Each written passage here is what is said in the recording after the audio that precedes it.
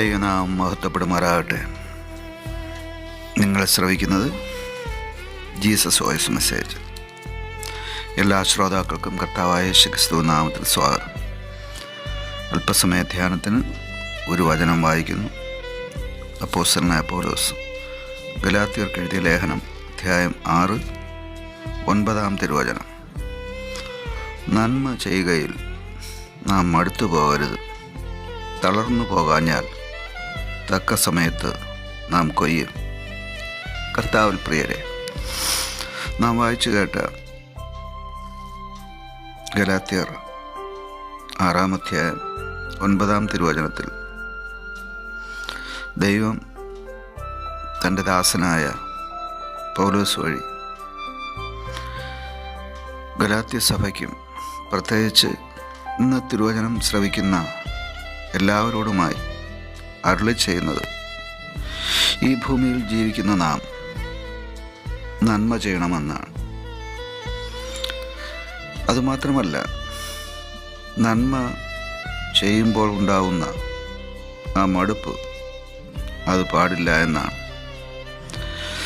നന്മ ചെയ്യുമ്പോൾ, അത് സ്ഥിരമായി ചെയ്യുമ്പോൾ ഉണ്ടാകുന്ന ഒരു അനുഭവമാണ് ഒരു മടുപ്പ്. ദൈനംദിനം നാം നമ്മുടെ ഭവനത്തിലും നമ്മുടെ ജോലിസ്ഥലത്തും പതിവായി ചെയ്തുകൊണ്ടിരിക്കുന്ന കാര്യങ്ങൾ ചെയ്യുവാൻ ഒരു മടുപ്പ് തോന്നാറുണ്ട്. അതിലുപരിയായി നാം ചെയ്യുന്ന ഒരു കാര്യമാണ് മറ്റുള്ളവർക്ക് നന്മ ചെയ്യുക എന്നുള്ളത്. ആ നന്മ ചെയ്യുകയിൽ നാം മടുത്തു പോകരുതെന്നാണ് വചനം പറയുന്നത്. മടുത്തു പോകാതെ, തളർന്നു പോകാതെ ഇരുന്നാൽ നാം തക്ക സമയത്ത് കൊയ്യുമെന്നും പൗലോസ് അപ്പോസ്തലൻ ഉദ്ബോധിപ്പിക്കുന്നു. നാം ചെയ്യുന്ന നന്മ അത് എത്ര ചെറുതാണെങ്കിലും എത്ര വലുതാണെങ്കിലും അതിന് പ്രതിഫലം ഉണ്ട് നിശ്ചയം. കാരണം നാം ചെയ്യുന്ന ഓരോ ചെറുതും വലുതുമായ നന്മകൾ കാണുന്ന സർവശക്തനായ ദൈവം അതിന് പ്രതിഫലം നിശ്ചയിക്കുകയും തൻ്റേതായ സമയത്ത് നന്മ ചെയ്ത വ്യക്തിക്ക് പ്രതിഫലം നൽകുകയും ചെയ്യും. ഒരു കൃഷിക്കാരൻ തൻ്റെ വിളയിൽ അഥവാ വയലിൽ, തൻ്റെ പാടത്ത് ചില വിത്തുകൾ വിതയ്ക്കുന്നു. തുടർന്ന് അത് മുളച്ചു വരുമ്പോൾ അതിനാവശ്യമായ എല്ലാ പരിചരണങ്ങളും നൽകുന്നു.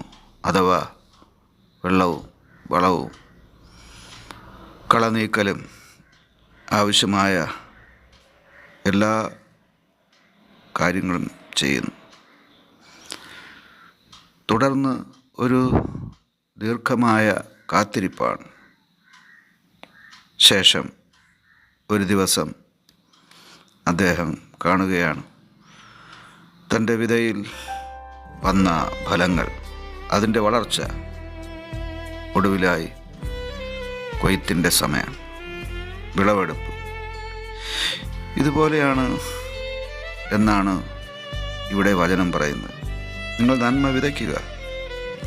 ഒരു കൃഷിക്കാരൻ വിത്ത് വിതയ്ക്കുന്നത് പോലെ നിങ്ങൾ നന്മ വിതയ്ക്കുക. അത് ഒരു ചെറുപുഞ്ചിരിയാകട്ടെ, അത് ഒരു മനുഷ്യന് ചെയ്യുന്ന ഏതെങ്കിലും ഒരു നന്മ, അത് ഒരു പക്ഷേ ഭിക്ഷ കൊടുക്കുന്നതാകാം. എന്തെങ്കിലും ചെറിയ വാക്കിനാലുള്ള സഹായം, പ്രവൃത്തിയാലുള്ള സഹായം, സാമ്പത്തികമായിട്ടുള്ള സഹായം.